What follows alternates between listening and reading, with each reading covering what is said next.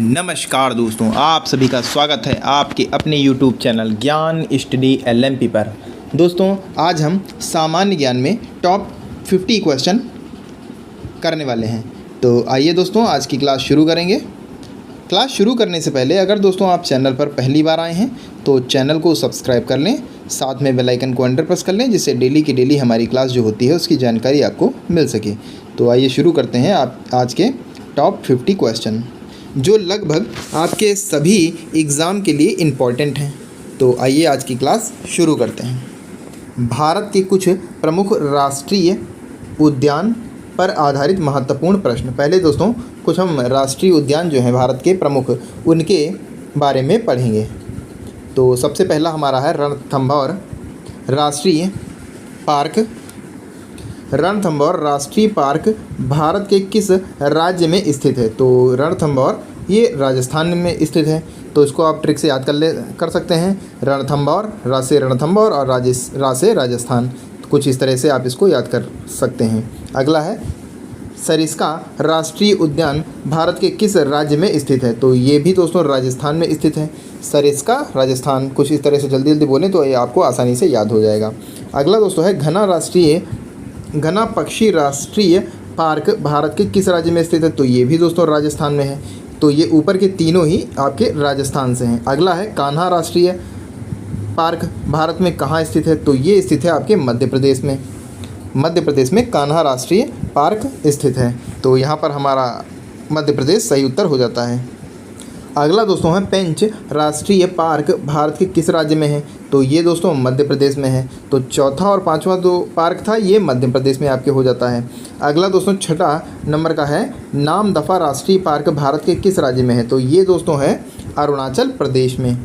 अगला है सुल्तानपुर राष्ट्रीय पार्क भारत के किस राज्य में स्थित है? तो सुल्तानपुर राष्ट्रीय पार्क ये आपके हरियाणा राज्य में स्थित है, हरियाणा में।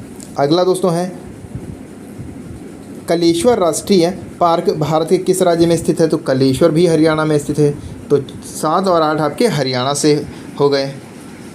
अब दोस्तों अगला है दुधवा राष्ट्रीय पार्क कहाँ स्थित है? तो दुधवा राष्ट्रीय पार्क आपका उत्तर प्रदेश में स्थित है। और उत्तर प्रदेश में पूछा जाए कहाँ है, तो उत्तर प्रदेश के लखीमपुर खीरी ज़िले में स्थित है। अगला है 10 नंबर का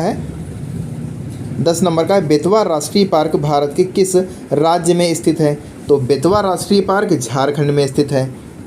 अगला दोस्तों है सिरोही राष्ट्रीय पार्क भारत के किस राज्य में स्थित है? तो सिरोही राष्ट्रीय पार्क मणिपुर में स्थित है। तो यहाँ पर हमारा मणिपुर सही उत्तर हो जाएगा। अगला है कांचनजोगा राष्ट्रीय पार्क भारत के किस राज्य में स्थित है? तो ये दोस्तों सिक्किम में स्थित है। तो यहाँ पर हमारा उत्तर 12 नंबर के प्रश्न का उत्तर सिक्किम है। आइए दोस्तों आगे चलते हैं। अगला दोस्तों है क्लाउडेड राष्ट्रीय पार्क कहाँ भारत में किस राज्य में स्थित है? तो ये दोस्तों स्थित है त्रिपुरा में। तो यहाँ पर त्रिपुरा सही उत्तर हो जाता है। अगला है गल्फ ऑफ मन्नार राष्ट्रीय पार्क भारत के किस राज्य में स्थित है? तो गल्फ ऑफ मन्नार तमिलनाडु में स्थित है। और ये दोस्तों काफ़ी इंपॉर्टेंट भी है ये, तो ये आपको याद रखना है। अगला दोस्तों है शिमली राष्ट्रीय पार्क भारत के किस राज्य में स्थित है? तो शिमली राष्ट्रीय पार्क उड़ीसा में स्थित है। तो यहाँ पर उड़ीसा हमारा उत्तर हो जाता है। तो ये दोस्तों 15 क्वेश्चन थे जो भारत के राष्ट्रीय पार्क पर आधारित थे। अब दोस्तों कुछ आगे के प्रश्न आएंगे। अब दोस्तों हम जीके के क्वेश्चन पढ़ेंगे विद आंसर। तो अब 17 नंबर का है दूध से दही के रूप में जमने का कारण क्या होता है? तो दूध से दही में जमने का कारण होता है लैक्टोबैसिलस। तो लैक्टोबैसिलस यहाँ पर हमारा सही उत्तर हो जाता है। और दोस्तों प्रश्न पूछा जाता है दूध में कौन सा एसिड पाया जाता है? तो दूध में लैक्टिक एसिड पाया जाता है। तो ये भी ध्यान रखने वाली बात है आपके। तो अगला अब 18 नंबर का है मानव में गुर्दे का रोग किसके प्रदूषण से होता है? तो ये दोस्तों होता है कैडमियम के।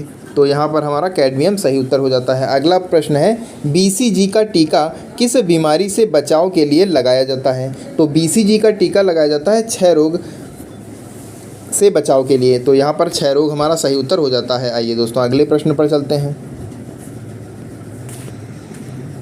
अगला दोस्तों है पौधे का कौन सा भाग श्वसन क्रिया करता है?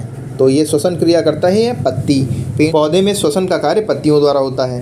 तो यहाँ पर हमारा पत्ती सही उत्तर हो जाता है। 21 नंबर का प्रश्न है हमारा हरे पौधों में प्रकाश संश्लेषण की इकाई क्या कहलाती हैं? हरे पौधे में प्रकाश संश्लेषण की इकाई क्या कहलाती हैं? तो ये दोस्तों क्वांटोसोम कहलाती हैं। तो क्वांटोसोम ये कहलाती हैं। अगला दोस्तों प्रश्न है, न्यूटन प्रति किलोग्राम किस भौतिक राशि का मात्रक है? तो न्यूटन प्रति किलोग्राम ये त्वरण का मात्रक है, तो यहाँ पर त्वरण हमारा सही उत्तर हो जाता है। अगला प्रश्न है, गायटर नामक रोग शरीर में किसकी कमी के कारण होता है? तो ये होता है दोस्तों आयोडीन की कमी से, तो यहाँ पर आयोडीन हमारा सही उत्तर हो जाएगा। आइए दोस्तों अगले प्रश्न पर चलते हैं। अगला दोस्तों प्रश्न है, वायरोलॉजी में किसका अध्ययन किया जाता है? तो ये दोस्तों किया जाता है विषाणुओं में, तो यहाँ पर विषाणु हमारा सही उत्तर हो जाएगा। अगला दोस्तों प्रश्न है, विटामिन सी का रासायनिक नाम क्या है? विटामिन सी का रासायनिक नाम क्या है? तो विटामिन सी का रासायनिक नाम है एस्कॉर्बिक एसिड। तो सारे ही विटामिन्स के आपको रासायनिक नाम याद करने हैं, क्योंकि परीक्षा में इनमें से एक ज़रूर कोई ना कोई पूछा जाता है, तो सारे विटामिन्स के नाम आपको याद रखने हैं। अगला है 26 नंबर का प्रश्न है, मनुष्य के शरीर का सामान्य रक्तदाब कितना होना चाहिए? यानी यहाँ पर ब्लड प्रेशर पूछ रहा है, तो ये होता है दोस्तों 120/80। 120 अगर 80 आपका रक्तदाब नापा जाता है और 120/80 निकलता है, तो ये आपका सामान्य रक्तदाब की श्रेणी में आता है। अगला प्रश्न है, श्वेत प्रकाश के प्रिज्म द्वारा बने वर्णक्रम में किस रंग का विचलन सबसे अधिक होता है? बैंगनी रंग का होता है दोस्तों ये, तो यहाँ पर हमारा बैंगनी रंग सही उत्तर हो जाता है। आइए दोस्तों अगले प्रश्न पर चलते हैं। कच्चे फलों को कृत्रिम रूप से पकाने के लिए किस गैस का प्रयोग किया जाता है? तो कच्चे फलों को पकाने के लिए एसिटिलीन का प्रयोग किया जाता है, तो यहाँ पर एसिटिलीन सही उत्तर हो जाता है। अगला है, सिंदूर का रासायनिक नाम क्या है? तो सिंदूर का रासायनिक नाम मर्क्यूरिक सल्फाइड है, यानी HgS, ये दोस्तों इसका प्रतीक होता है। अगला दोस्तों है, झूठा सोना फूल गोल्ड किसे कहते हैं? फूल्स गोल्ड किसे कहते हैं? तो ये होता है प्रकृति में पाया जाने वाला आयरन सल्फाइड अथवा आयरन परऑक्साइड, ये दोस्तों झूठा सोना कहलाया जाता है। अगला दोस्तों है, आंतों में प्रोटीन को अमीनो अम्ल में अपघटित करने के लिए कौन सा उत्प्रेरक सहायक होता है? तो ये दोस्तों होता है पेप्सिन एंजाइम। अगला दोस्तों 32 नंबर का है, सूक्ष्म जीवाणुओं युक्त पदार्थ का शीतीकरण एक प्रक्रिया है जिसका कार्य क्या है? तो ये दोस्तों जीवाणुओं को निष्क्रिय करना ये कार्य होता है। अगला दोस्तों 32 नंबर का दोस्तों प्रश्न है, टेस्ट मैचों में एक पारी में 10 विकेट लेने वाले भारतीय कौन हैं? तो टेस्ट मैचों में एक पारी में 10 विकेट लेने वाले हैं अनिल कुंबले। तो ये किसके खिलाफ लिए थे इन्होंने? ये पाकिस्तान के खिलाफ इन्होंने एक मैच में 10 विकेट लिए थे, तो यहाँ पर अनिल कुंबले सही उत्तर हो जाता है। अगला प्रश्न है, 2018 में फुटबॉल विश्व कप कहाँ होगा? ये दोस्तों 2018 यहाँ पर गलती से टाइप हो गया है, ये 2028 होगा दोस्तों। यहाँ पर 2028 में फुटबॉल विश्व कप कहाँ होगा? तो ये दोस्तों रूस में खेला जाएगा। अगला दोस्तों प्रश्न है, संसार में सर्वाधिक जनसंख्या वाला देश कौन सा है? तो ये सर्वाधिक जनसंख्या वाला देश चीन है, तो यहाँ पर चीन हमारा सही उत्तर हो जाता है। अगला दोस्तों प्रश्न है, 35 नंबर का प्रश्न है, सर्वग्राही रक्त समूह कौन सा है? तो सर्वग्राही रक्त समूह AB है, और सर्वदाता यहीं पर अगर पूछा जाए तो O ग्रुप जो होता है वो सर्वदाता ग्रुप हो जाता है। आइए दोस्तों अगले प्रश्न पर चलते हैं। अगला दोस्तों प्रश्न है, असहयोग आंदोलन किस वर्ष शुरू हुआ?